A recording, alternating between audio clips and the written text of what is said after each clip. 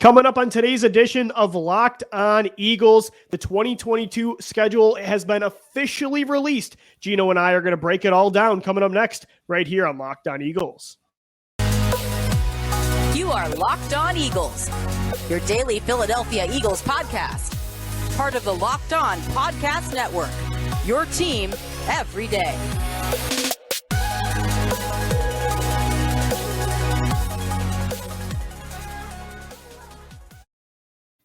We thank you so much for making Locked On Eagles your first listen each and every day. Welcome in, Eagles fans, to a Thursday edition of the show. I'm Louie DiBiase. He's Gino Camilleri. Episode 4 or 5. Download it into your phone wherever you get the show. We're also available in video form on YouTube. And make sure you hit us up on Twitter at LockedOnBirds, at DiBiase LOE, and at GC24_football. Gino, just 2 seconds ago, the Eagles have officially released their 2022 schedule. We are going to react to our initial breakdown of the schedule, go through our win-loss predictions, talk about the games that we're circling.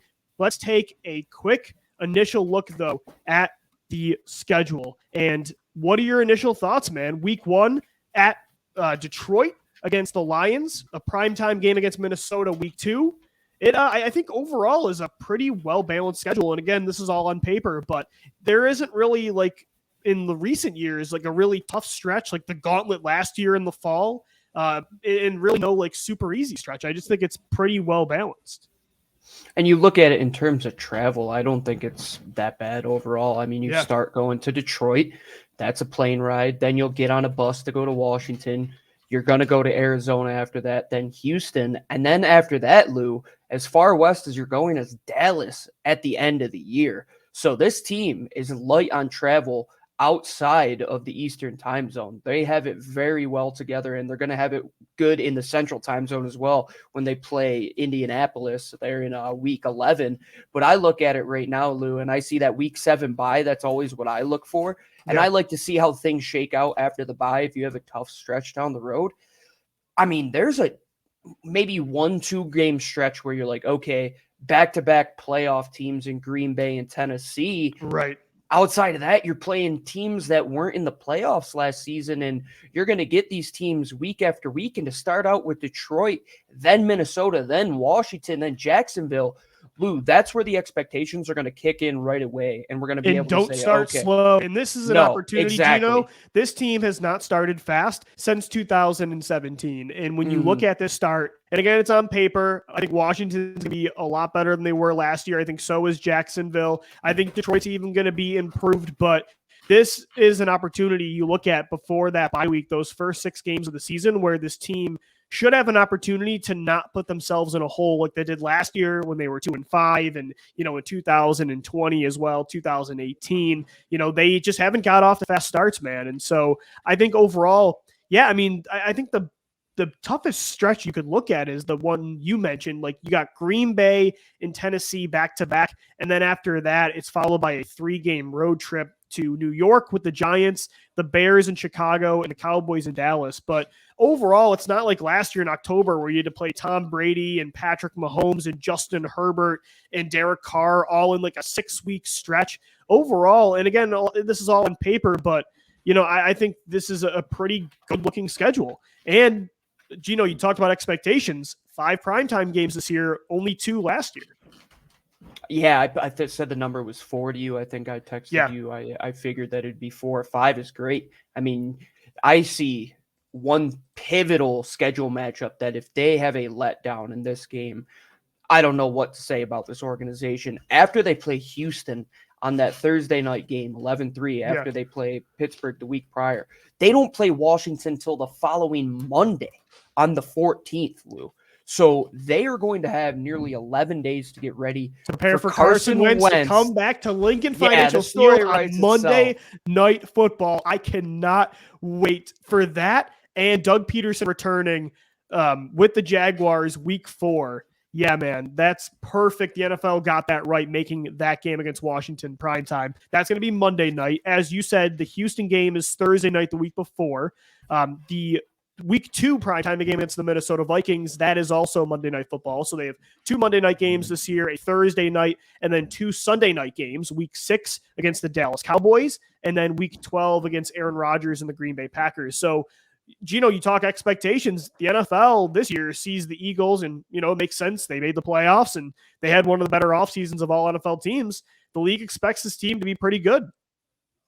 As you should, by looking at this schedule right here, my friend. I mean, there's a narrative that last year's schedule with the quarterbacks that the Eagles played was pretty easy. I mean, it was, but they still had some battles in there. This schedule, far and away, blows that out of the water. You're playing Pittsburgh with no Ben Roethlisberger. You don't know who their quarterback is going to be. You're going to play a Green Bay team which has a completely overhauled offense. You don't know what you're going to get. The Saints, Jameis Winston, I mean, we don't really know. Like, that's going to be a key game, week 17. Daunting quarterback battles, man. No, week 5 and then the 2 Dallas games. That's all I'm really worried about when it comes to quarterback play. I mean, you've got Aaron Rodgers. Yeah, Aaron Rodgers week 12. But, yeah, I mean, you're right when you look at it. I mean, Kyler Murray's pretty good. Week 5 in Arizona. Great test for 425 game. That'll be a really fun game. That's one that I'm definitely circling because I feel like the Cardinals and the Eagles are right in that, are they a top 5 team in the conference? Like, they're just outside that first tier with, LA and Green Bay and Tampa. So that's definitely a game to watch. Kyler Murray, you've got Aaron Rodgers week 12 in Green Bay. But yeah, man, I mean, you've got Matt Ryan in Indianapolis, Dak Prescott. I think Trevor Lawrence is going to be much improved this year, but you don't have the matchups that Hurts had to go through last year, going toe-to-toe and failing to go toe-to-toe with Brady, Mahomes, Herbert, Carr. They played Matt Ryan. They played a lot of good quarterbacks last year. This year, I mean, it doesn't look like it. Yeah, and the expectations are that you can battle any one of these quarterbacks. Aaron Rodgers, of course, is in a league of his own, but you go out and play Dak Prescott twice a year. Perfect matchup for your quarterback to say, okay, I got to go out-duel this guy who's in the division that we play twice a year. You're playing him on Christmas Eve on national television. I mean, that it's probably going to be one of the most viewed games of the year just because it's a holiday, it's a Cowboys game, and it's an Eagles-Cowboys game. It's going to be a huge draw. And then you play Tannehill week 13. I think that's another matchup where it's like, okay, if you think you're in the upper echelon of teams, you have to beat those teams that were trying to get there and are still like above average to average. What if Malik Willis is starting in that game? Then they're probably down in the standings, and that should be an easier game. But week 10, it's like, okay, we're going to step into gear here. Week 11, a great storyline to have going up against Frank Reich, going up against the former head coach for Nick Sirianni, taking on the Green Bay Packers, who have been a perennial thorn in the side of the Philadelphia Eagles. This Tennessee Titans team, who has been in the playoffs the last few years. The Giants in your division, a Bears team with a young quarterback that you want to beat. Dak Prescott. That's the tough stretch. Those 6 games. Those 6 games, hopefully you've built up a pretty good cushion. You're on the road 4 of those 6. The 2 home games, as you mentioned, are against the Packers and Titans, 2 consistent playoff teams. So I guess, that would be the tough stretch. Normally the Eagles schedule, I would say, over the last few years, it's been pretty tough early on. And then later on, you've been getting a lot of your NFC East matchups. They've been able to go on runs that way. Very favorable matchups last year. You look at, all the NFC East games, and they played a team like the Jets as well, and the Saints with, Trevor Siemian playing quarterback. This year, I think it's, again, very well balanced, but I would say for sure the first half of the season looks easier on paper. There's a lot more games that I would definitely feel very confident about a win. Like, I feel really good about Detroit, Jacksonville, Houston, Pittsburgh, even you should be favored in that one. Minnesota and Arizona and Washington, those are seen as some of the tough games, but you're, to me, in a tier with all of those teams. So there's really no daunting game, I'd say, early on. No, and I think what you said early on in the show, and sorry to just use the same word you did right there, but I mean, rightfully so, this team has to start fast. Like, you have no excuse not to go out and beat Detroit. Then to beat a Minnesota team where you and I know our thoughts on Kirk Cousins, We know that they're still trying to figure out like who they are, new coach, new GM, like they're in a new direction. We don't really know what they're going to be. They're probably still a year or two away from really competing. You have to win that game. Washington, I would say it's inexcusable to lose to Washington with the team that this Eagles team has currently. With how I don't think Washington's secondary is going to be as good as people think. I don't think Wentz's transition is going to be as easy as it is for Jalen Hurts to have continuity year over year. Then Trevor Lawrence, you got to beat the Jags. Then we get into the fun games. Okay, can we ball with Kyler Murray again? One of Jalen Hurts' most famous games as an Eagle, one of the ones where we're like, okay, we want to see more, came against the Arizona Cardinals. And that was the first time where we're like, okay, we could kind of see what this team is doing here. Let's see more of it. I think that test, then Dallas right before a bye week, Lou, you leave it all on the field week 6. You open up the season, let's say 4-2. I'm okay with going into that back half of the season with multiple games against the Giants, multiple games against teams that weren't in the playoffs. And then you got to beat the good teams. That's how you want to do it. You want to expect to beat the teams that are lower than you, have a quarterback that might be younger than you, a team that's on a lower trajectory than you are currently. And then when you get to the teams that were in the playoffs, that's when you put up your gloves and you got to say, okay, we're going against these better teams. Can we defend ourselves and get on the offensive enough to, hey, maybe land a hook and maybe get them down for a round or two? Because Dallas, it's not going to be easy beating Dak. It's not going to be easy beating a healthy offensive line with a better defense twice in a year. But if you could do it once and you could show improvement and show that you're carrying this team now and beat Aaron Rodgers, like if he beats Aaron, and this team can beat Aaron Rodgers. Game that you can it's really not all on the quarterback. I know we're saying that, right, but that's what we're paying money for this year. Like that's the Tyson Fury fight. Like we're all waiting to see what Jalen Hurts is going to turn out to be. The team is there, the schedule's there. Now the results just got to be there, Lou. It just got to go out and win those games that we talked about.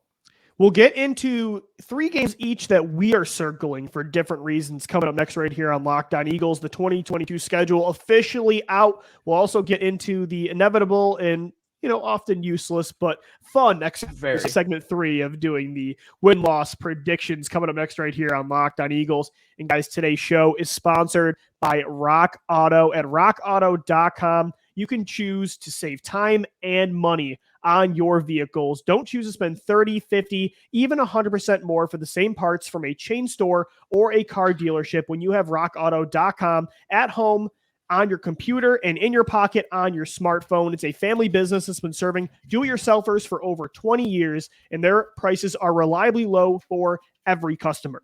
They have everything you could need: brake parts, tail lamps, motor oil, and even new carpet. Go explore their easy-to-use website today to find the solution to your auto part needs, and head over to rockauto.com. And when you do see all the parts available for your car or truck, make sure you write down Locked On in their "How did you hear about us" box so they know that we sent you.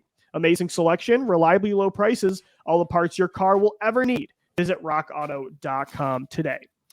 All right, Eagles fans, we are reacting to the 2022 schedule for the Philadelphia Eagles officially being released about, 20 minutes ago. We knew a few days ago that Minnesota was going to be the home opener. Week 2 on Monday Night Football, the Eagles get 5 primetime games this year compared to 2 last year. They start the season on the road, Gino, against the Detroit Lions, who they handled pretty easily last I was going to say, do we remember how that turned out last And that season? wasn't even with them throwing that was the game that started them just being the 2018 Ravens and running it 90% of the time. So they start with some games in the NFC North, Lions and Vikings. Then they go back-to-back playing Carson Wentz and Doug Pederson in Washington, and then Jacksonville comes back week 4 with Doug Pederson, Arizona, Dallas, then a bye week. And then you get I think the tougher stretch. After Pittsburgh and Houston, we circled that as the tough stretch. Like from week 10-16 when you get Washington, Indy, Green Bay, Tennessee, New York, Chicago, and Dallas, with 4 of those games being on the road. That if you're going to circle a really tough stretch, I guess you could say that. But overall, Gino, I think a pretty well-balanced schedule on paper. When it comes to like 3 games you're really keeping an eye out for the most based on maybe excitement level, the most important part of the schedule for you, like based on anything, what are 3 games that you individually are really circling? Do you want to go one for one so I don't? Yeah, let's do that. Yeah. Okay. So what's your main one? Like what's the game you can't wait for the most?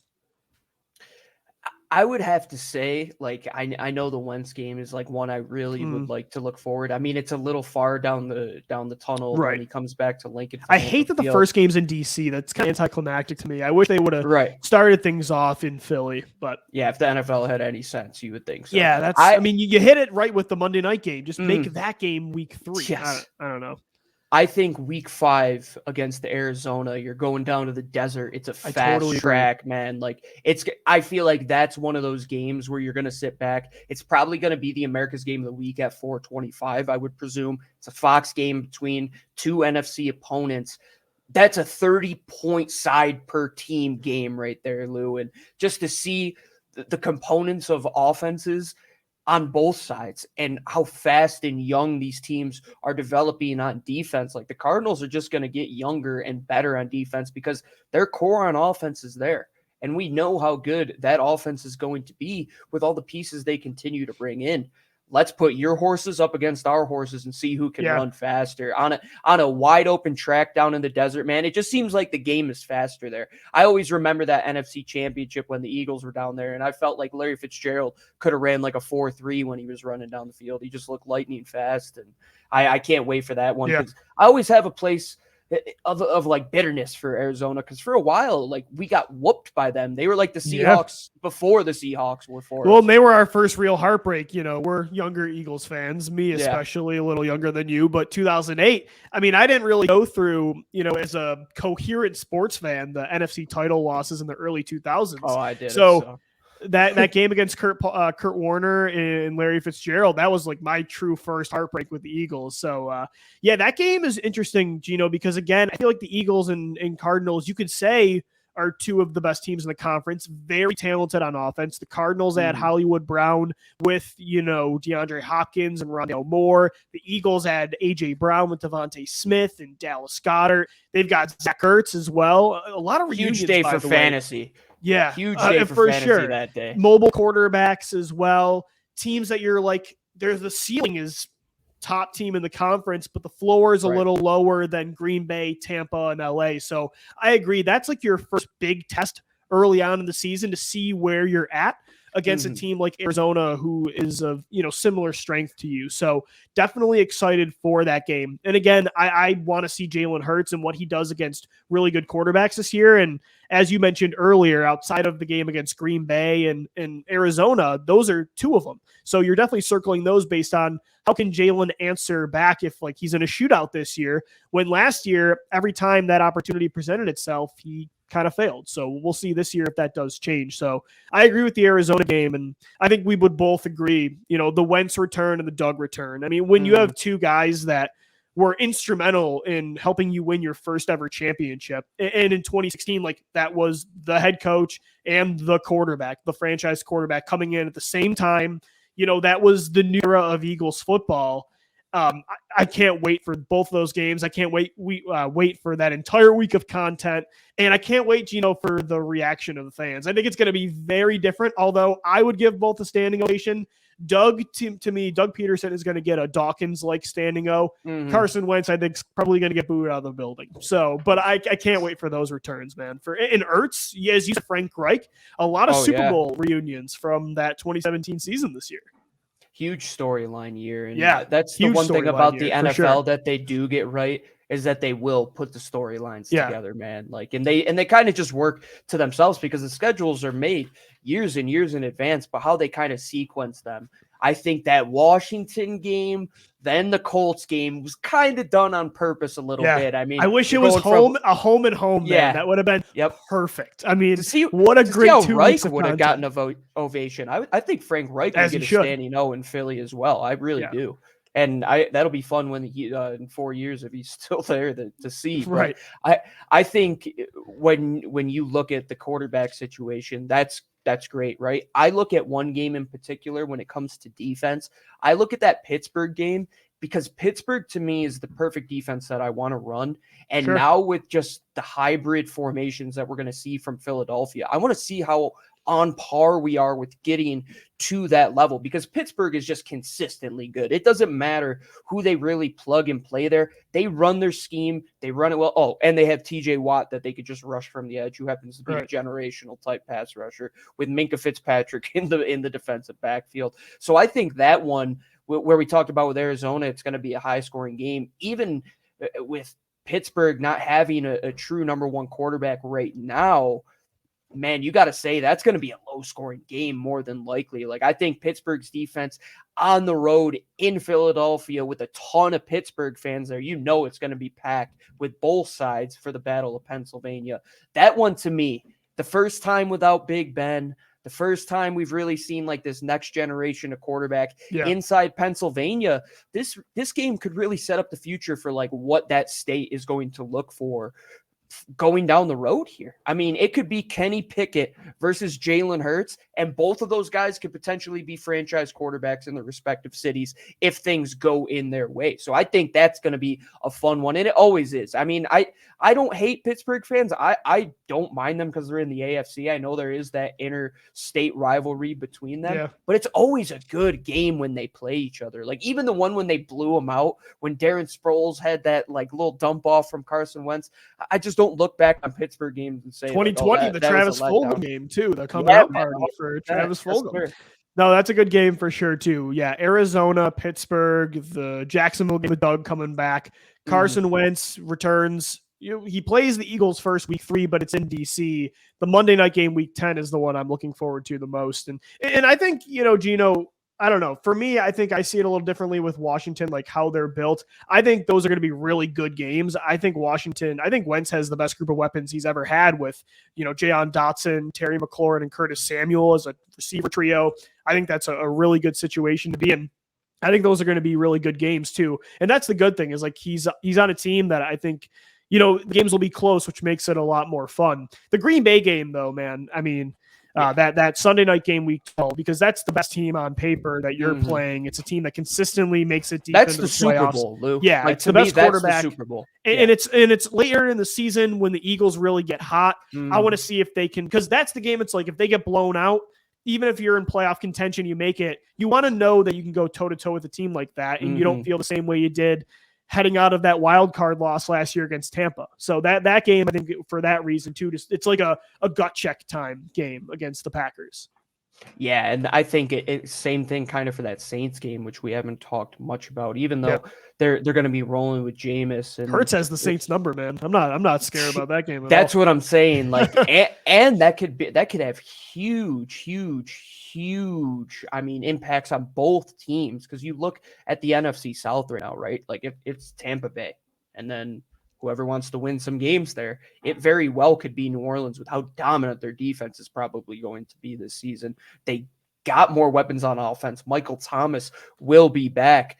Yeah, Lou, like if you could pull a 1-1 out of those games, if you pull a 2-0 out of those two games, I'm feeling really good going into that stretch, especially if you do win those games. You're probably sitting in contention for like spot 5 to 3 right there, or maybe even playing for home field if like the whole conference does really shake out in a crazy way, because we have no idea with how the landscape has changed, how things are going to fall. It's going to look completely different. Like the 2021 NFL is gone.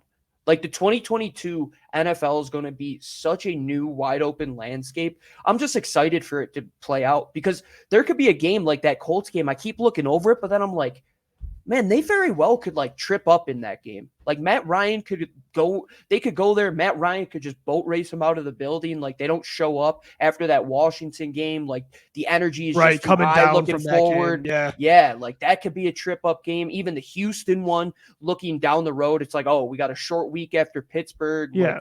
Like, it's not a walk in the park schedule. I know they have the third easiest strength of schedule, Gino. But as you said, 2021's gone. Like this is all on paper. You have no idea what teams are going to be good and what aren't and who aren't going to be. So they don't face a lot of teams that you're like, damn, like I don't know how they're going to pull that one out. The Green Bay game looks the toughest, but they do play a lot of teams that, again, they don't play a lot of star quarterbacks, but they play a lot of teams that have good quarterbacks with really good rosters. Like Minnesota is going to be a pushover. Washington's in that same tier. Tennessee, Indianapolis, as you mentioned, New Orleans. I think those games, and even, I think Dallas, you could even say, is in that kind of tier too. They play a lot of teams that have good quarterbacks and good rosters. So although there's not a lot of really tough games on the schedule on paper, there's going to be some real close ones.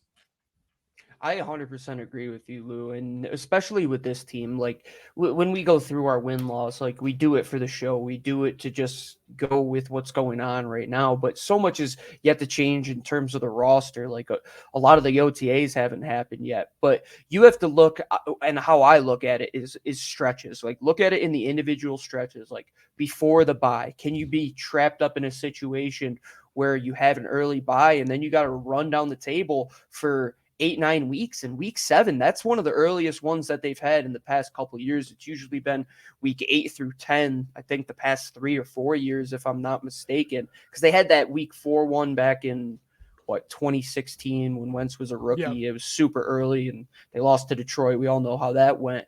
But week 7, you've got to make sure that roster is healthy. Like I'm very concerned with the long-term health of this roster. Like you bring in AJ Brown, you got to make sure he's good through OTAs, get him through that first 6-week stretch, because weeks 8 through 18 into the playoffs, you have no time off unless you get that first round bye, which right now I'm not saying that this Eagles team is anywhere close to that.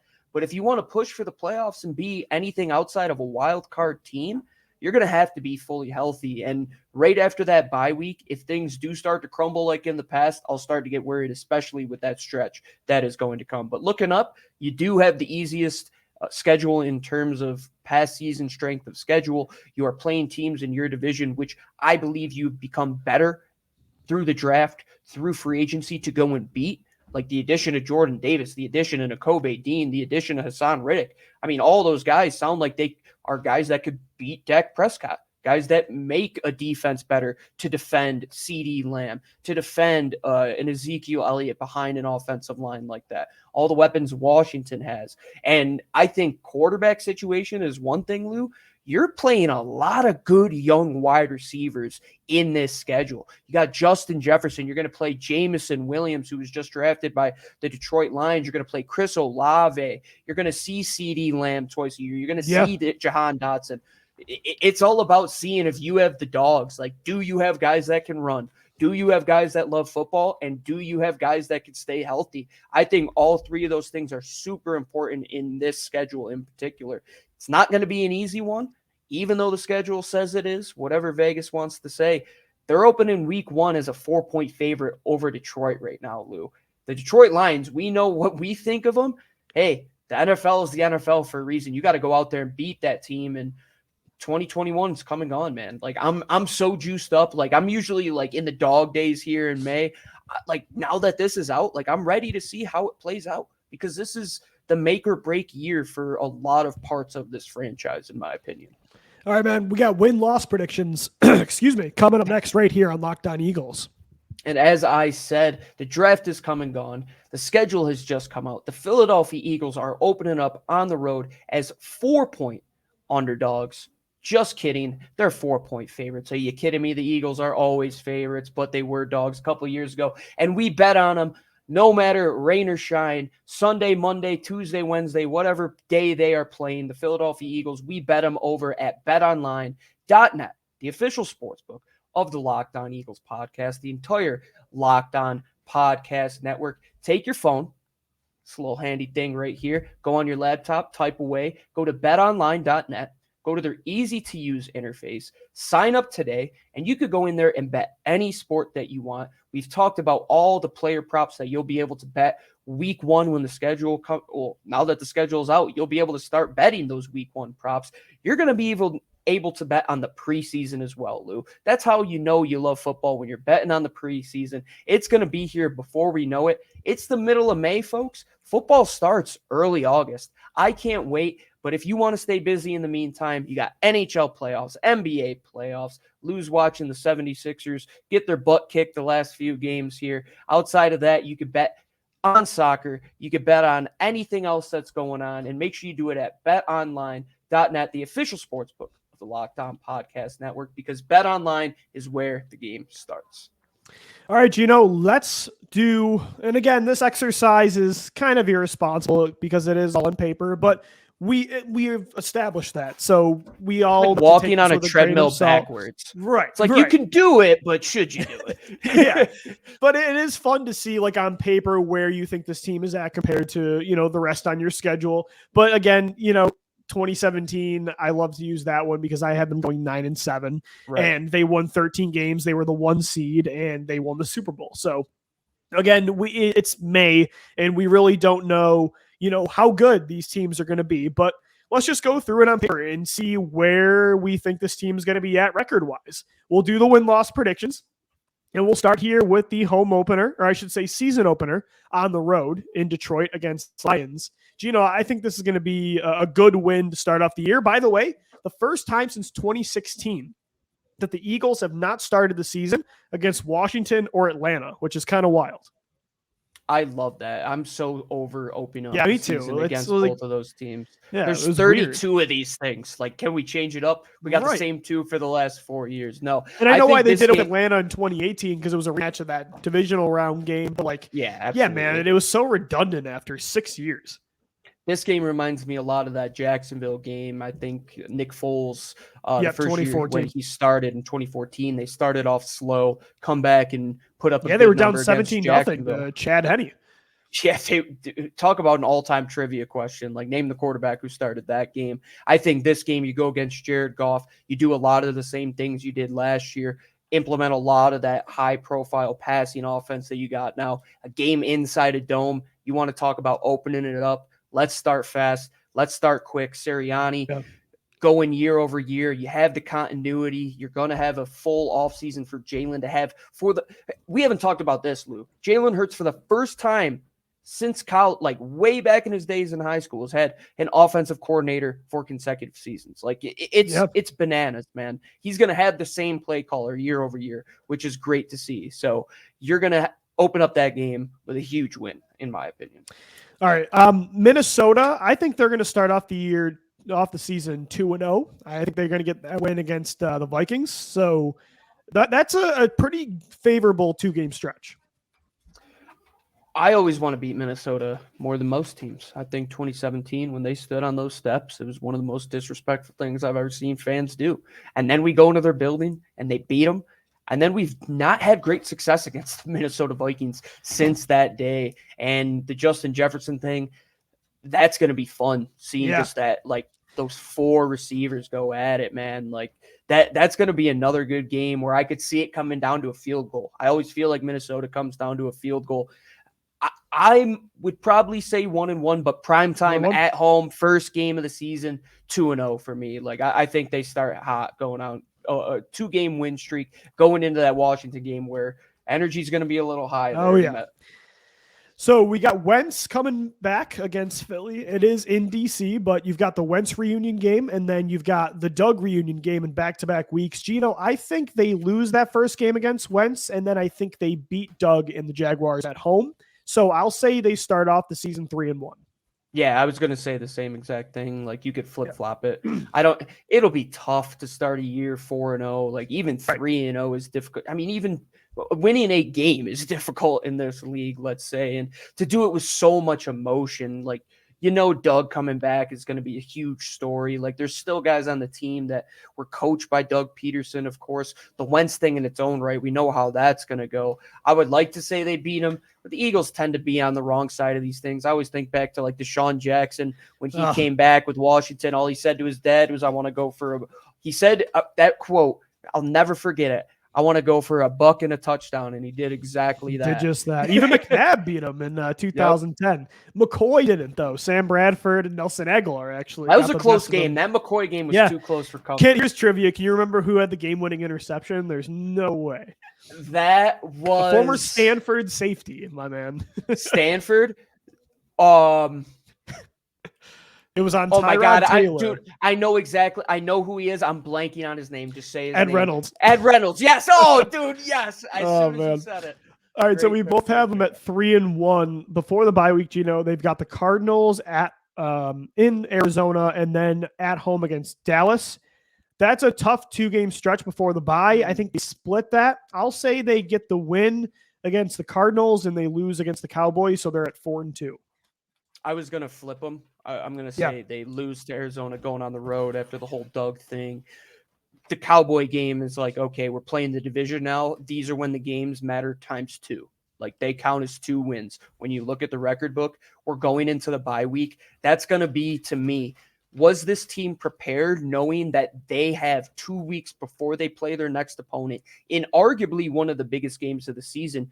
You're playing Dallas at home. You get them at home before you have to go travel to Jerry World later in the year. You're not going to see them for nearly 2 months. Leave it all out on the field. I think they win that game. I think Arizona's going to be tough. I think Kyler's just going to start hot. Like, a lot of drama has been around that team, and I just think they're going to put it all to bed with how good they always start hot. I mean, if you want, the one crappy part there is you wish you could have Arizona later on because that's when they start to crumble. Too, yeah. And just for the test of it, like, hey, if we're both like sitting around 3-4 games over 500 each, and then you play them in week 14, that would be a very competitive matchup. All right, so we both have them at 4-2 at the bye week 7. Pittsburgh and then Houston, 1:00 game at home against the Steelers, then on the road for Thursday Night Football. Gino, I think they should win both those games and get to 6-2. So then after the Washington game that you said they were going to win the second one, you think they're going to go 3 games in a row there? Yeah, I think this is when they get hot, right after the bye. I think they're going to run 3 straight and get to 7-2. Okay. I'm fair with that. I think they do beat Wentz at home. I don't think they lose that one. Houston, we know that is a must win for a team that has expectations. Pittsburgh, to me, is tough, like the interstate rivalry thing, how good Pittsburgh's defense is. If they were to slip up in one of those 3, I think it would probably fall on that matchup. Yeah, after the bye week, do you come out a little bit rusty? I could see it there. But, yeah, I mean, if you're at 6-3 or 7-2 at that point, like going into the back half of the stretch where when it gets tougher, let's split 500 and we could probably make it after that. Right. I think you got to really solidify those wins. So to get the 7-2 would be huge. I just think 6-3 for the state of this team. Sure. I don't want to get too overzealous. It would be good through 10 weeks. And if you want to compete for the division and you're trying to fight for more than a wild card, I think 6-3, 7-2 is where you want to be before you get this stretch where you got be there. Yeah, the Colts, Packers, Titans. So that 3-game stretch after Washington on Monday night, Wentz returns to the link. Gino, that's a tough 3-game stretch. I'll say they lose that game. I agree with you that they'll probably be coming down emotionally from that Wentz game, a big win. I'll say they lose to the Colts and Packers and drop both those to go to 7-4. Yeah, I think that's a fair way to look at it. I was going to say that's probably going to be a loss in the Indy game as well. And I don't know what it is, man, but I don't know how that Green Bay offense is going to look. I just genuinely don't. And you lose Zadarius Smith, you lose some pieces on defense. Like, I know Aaron Rodgers is Aaron Rodgers, don't get me wrong, but it's much more than just a one-guy game. I mean, they do bring in some wide receiver weapons, but they're still young. Like, you don't really have anybody established there. Sammy Watkins, like, by the way, another reunion, the return of Zool. Yeah, Rasul Douglas coming back to Philadelphia as well. I would say lose to Indy, beat Green Bay. I want to speak it into existence this year. So you have them then at 7-4 as well? No, because I had them. I'm sorry. One. No, you said 3-0. So you had them at 6-3 coming out of the Washington game. Yes. So I have them at 7-4. Yes, good call. And then the Titans at home, and then the Giants. I think they should at least split there. I'll say they get both wins there. I think you should beat both of those teams. I do too. AJ Brown. I mean, dude, at home in Philadelphia, a lot of revenge against games his former team. When it comes to gambling, I'm a huge revenge game guy. I'm going to bet every AJ Brown player. It's a good strategy. It's a good strategy. On LOE 3, it's going to be LOE 11 for AJ Brown. Yeah. And every single one is going to be based on him. I think they win that one, and I think they win that Giants game. And this is where I think the stretch could begin after you do have like a little bit of a hiccup where, you drop that Pittsburgh game. Maybe you shouldn't. You drop that Indy game. Yeah, you beat Green Bay. Then let's run. Like Tennessee is a team you should beat. New York is a team you should beat. Then the last 4 games, I think you have 2 winnable games and then 2 games that could go 50-50. I agree. Gino, then we wrap it up with the final 4 games, Chicago and Dallas on the road, and then at home to finish off the year against the Saints and the Giants. I think they go, I want to say they're like, I want to say 11-6 is a good season for this team. I don't know. That should put you in the NFC East. You and, probably Dallas, I would say. And maybe if you don't win the division, you're one of the higher wild card seeds. You're not the 7. I'll say they split and go 2-2 there, and they're at 11-6. Yeah, I think we finished with the same exact record there. Just went different ways to do it. And they should be able to improve by 2 games this year. I think considering the improvements they made, and if Jalen Hurts does take another step, I think to add 2 more wins is pretty realistic.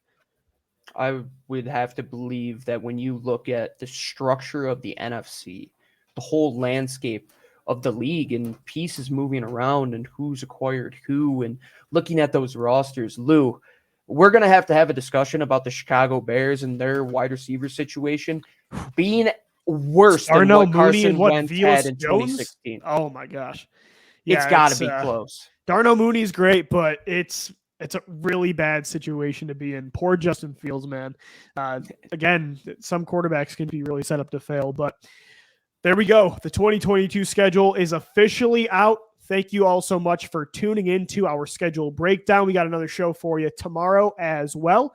5 episodes all throughout the year, Monday through Friday on all podcast platforms, on YouTube as well. Make sure we have exclusive video content as well on YouTube, so subscribe to our channel and follow us on Twitter. Let us know what you think of the schedule. Let us know what you did with your win-loss predictions, because we all do it, as maybe dumb as it is. We all do it. So hit us up at LockedOnBirds, at GC24_football, and at DiBiase_LOE. As always, thank you so much for making Locked On Eagles your first listen each and every day. Make sure your second listen is the Locked On NFL podcast. Get the schedule breakdown across the league in under 30 minutes. It's free and available wherever you get your shows. For Gino Camilleri, I'm Lou DiBiase signing off. Thank you for downloading. Thank you for watching and listening.